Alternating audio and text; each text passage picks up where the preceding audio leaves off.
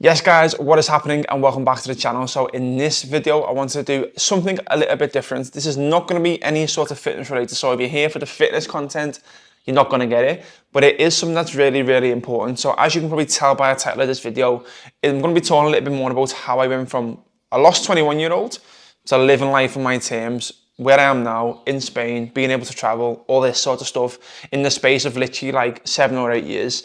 And that's a long time. I could have done that a lot earlier, but again, because I was confused, I'll come on to that. So let's go back to the start. So when I was 21, I just finished uni. I just split up with my girlfriend at the time, and I was very, very lost. And I got a drama degree. Again, I went to drama because I enjoyed doing drama in school. When I did that at uni, really enjoyed it. But again, every single teacher, mentor, whatever, kept telling me, oh yeah, you're going to go into being a drama teacher, which was not on my radar whatsoever.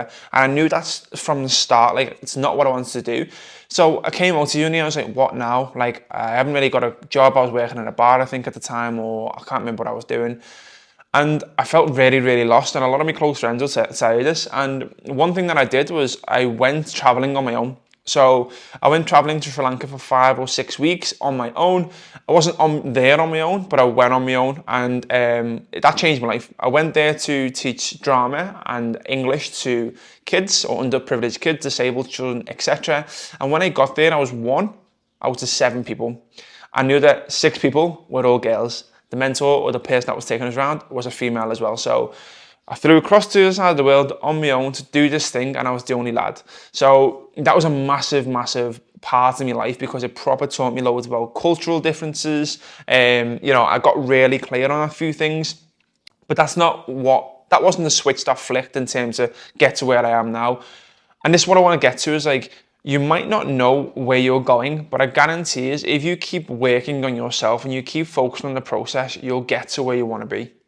So I get back from traveling, and again, I go through different jobs, and I understand, as I said to you, like, I don't want to be employed. So I had jobs in call centers, I was a laborer, I was working in a paintball place, I was working in a bar, I was doing literally all sorts, but every single job that I had, I hated working for someone else. And it wasn't because I'm a bad employee, it was actually the opposite of that. And you might resonate with this, is that I was a really good employee. I loved doing my job. I loved working hard, but I hated when the business was failing, or people didn't get that, or people give a bad service, or I couldn't do my job properly. It used to really, really frustrate me. And this is where I went into coaching. And this is the part where my life changed. And again, it comes down to planned luck, you could call it. Again, I do believe in luck, but I do believe in planned luck, which we will come on to.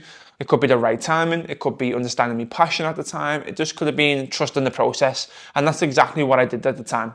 So around 5 or 6 years ago, my cousin Joe opened a gym called The Lab in Liverpool City Centre. He was a personal trainer. He'd been a personal trainer for a good amount of years at that point. And he asked me, do I want to work at the gym? All I would need to do is go and get my personal training qualification. So being a personal trainer, being a coach was not even on the radar at that point. But what I did there was an opportunity. It was lucky because, again, he really, really helped me out at the start without paying me rent or anything like that. Charged me rent, sorry.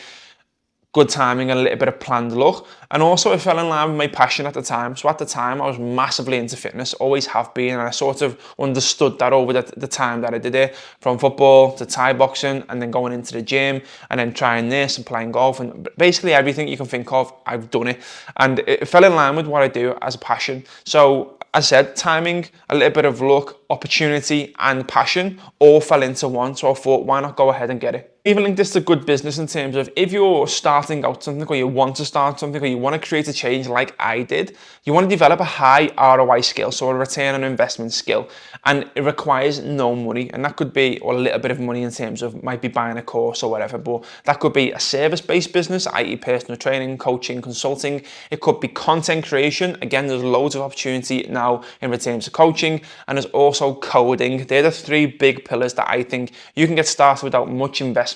And you can earn a lot of money by doing that. So yes, it might take a little bit of investment to buy a course for coding, or learn coaching, or even learn content, or invest in something, but it's well worth the return compared to open up a brick and mortar business, which might cost you 10, 20, 50,000 pounds.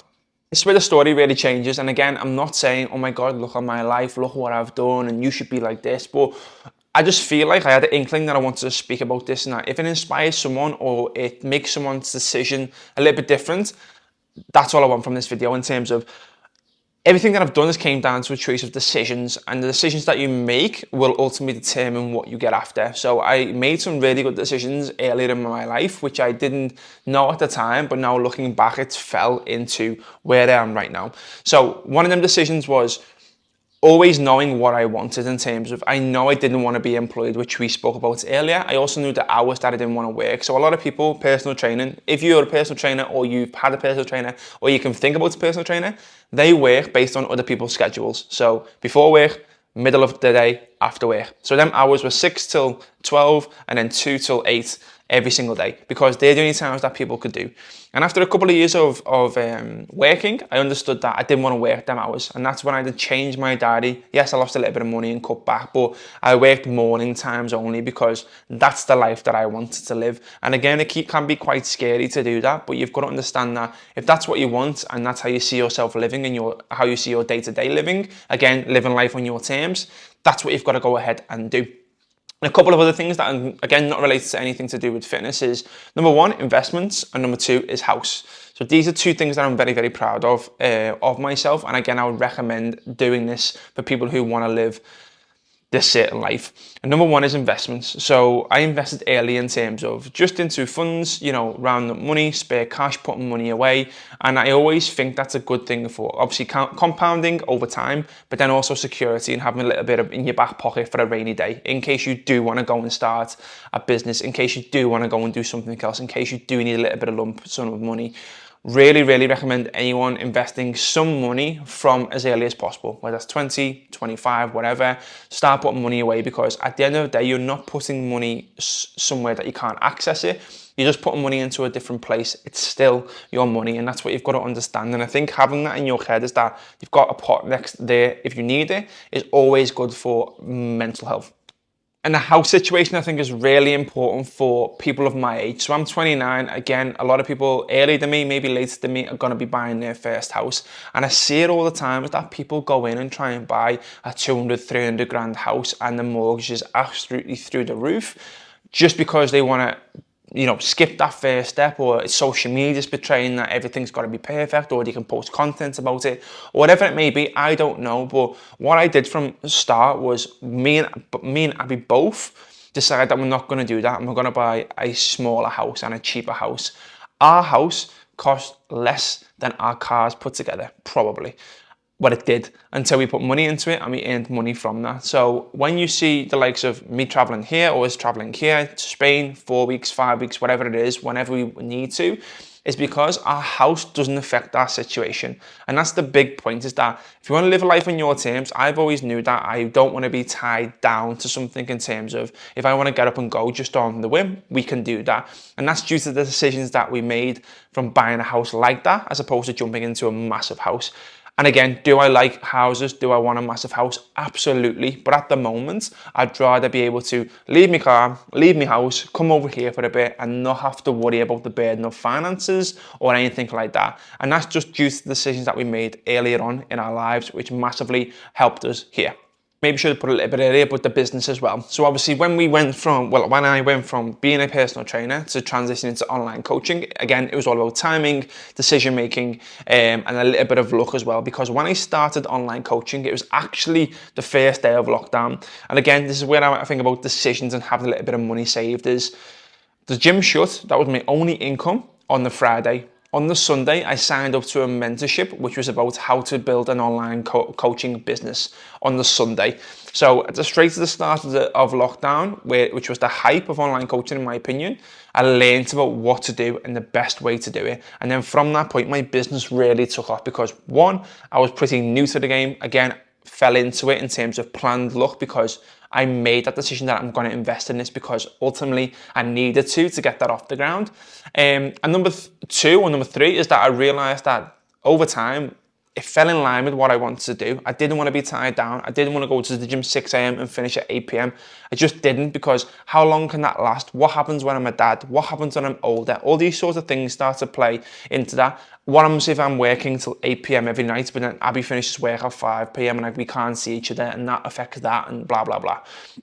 So I knew straight away that that's what the direction that I wanted to go. And then fast forward a couple of years later, which I could have done it a lot sooner based on the money I was bringing in and how much I earning, etc., etc. But I didn't. I could have stopped personal training a lot earlier. I'm fully online, but I didn't. And what I did was I made sure that I was comfortable and in a position where if everything went tits up, I would be absolutely fine. So in 2023, last year, January or February last year, after holiday, when I went on holiday, lost money from personal training, because if you think about personal training, you've got you're not going to get paid from your clients because you're not coaching them, but then you still got to pay rent and then you've still got to pay for your holiday. So basically you have to pay double because you're losing out on 2 weeks of wages, if that makes sense.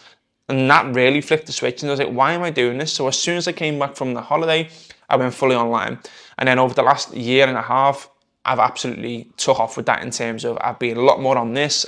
My clients getting the best results they've ever got. I'm happier. I'm not tied down to nothing. I can do what I want. I'm flexible. I've got a business that I'm happy with. And it's the little things. And as I said, it's not even about like making all the money in the world and having all this freedom. It's the little things that I get to do in terms of I can work here, I can go and work in a coffee shop, I can go outside for a walk, for a run, I can go to the gym, my morning coffee in the morning, I can just take my time, I can have a coffee.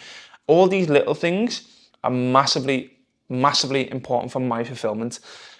So overall, what I'm saying is I want this to hopefully inspire some people to go and get after what you want to get after. And it's no surprise that once people find what they can do with their body, i.e. change their physique or get fitter or run a marathon or whatever, do you understand that they can go self-employed, they can start their own business, they can do whatever they want to if they just start and get consistent with it. And a lot of my clients have done the same sort of thing, is because they can see it.